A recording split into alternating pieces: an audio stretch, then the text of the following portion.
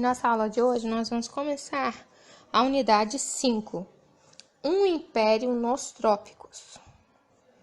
Então, nessa unidade, nós vamos compreender a formação e a composição administrativa do território colonial português na América, o governo geral.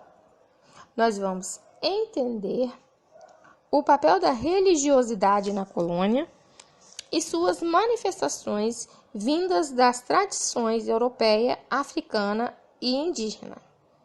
Nós vamos analisar as diferentes formas de cuidados com a saúde e hábitos culinários da população na colônia.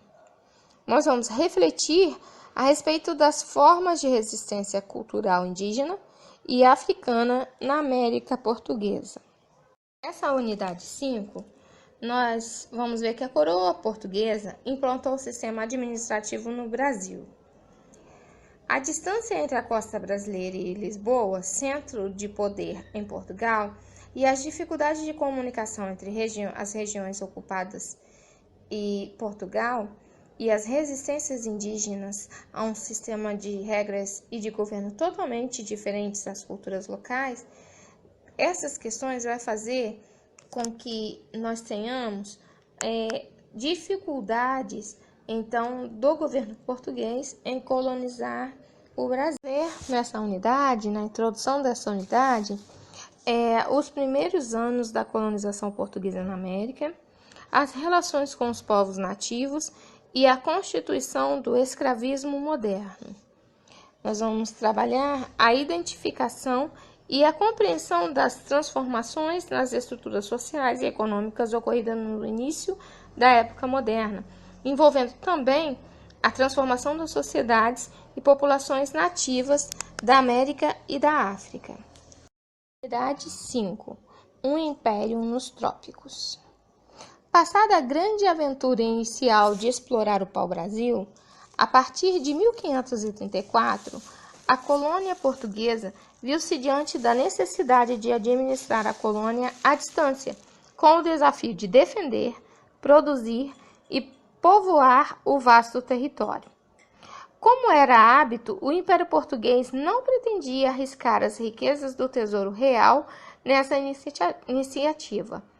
À época, apesar dos lucros advindos das especiarias do Oriente, os custos do comércio com as Índias eram altos.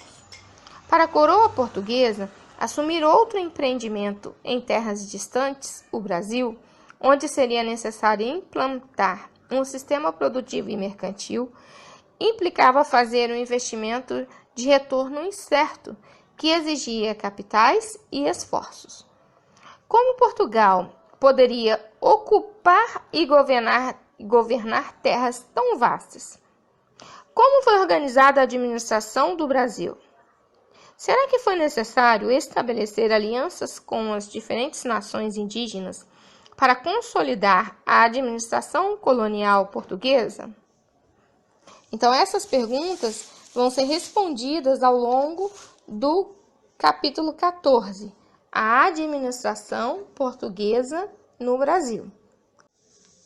Nesse capítulo, nós vamos reconhecer as iniciativas portuguesas para empreender a administração política de sua colônia no continente americano.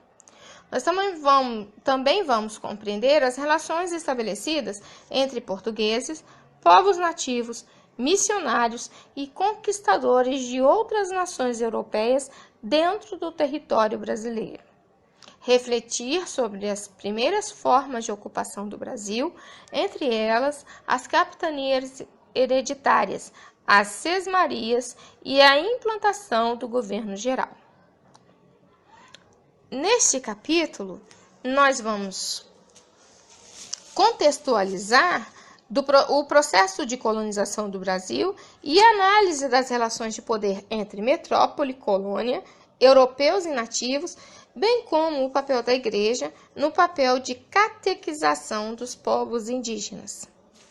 Para isso, é necessário que nós possamos entender as relações de interesse envolvidas na administração política da colônia. É importante aprofundar que no momento da colonização, o território que viria a ser o Brasil estava subordinado unicamente ao poder da metrópole europeia, Portugal. Nos dias de hoje, a representação política é protagonizada por um sistema que contempla mais representatividades. No entanto, a herança colonial, ela permanece incutida em valores construídos historicamente, motivo pelo qual nós vamos ver que muitos setores da sociedade atual ainda lutam pela emancipação de minorias, defendendo políticas de inclusão, de modo a horizontalizar as relações de interesse e poder que busquem dar conta da nossa pluralidade cultural e social. É isso que nós vamos estudar nesse capítulo 14, a administração portuguesa no Brasil.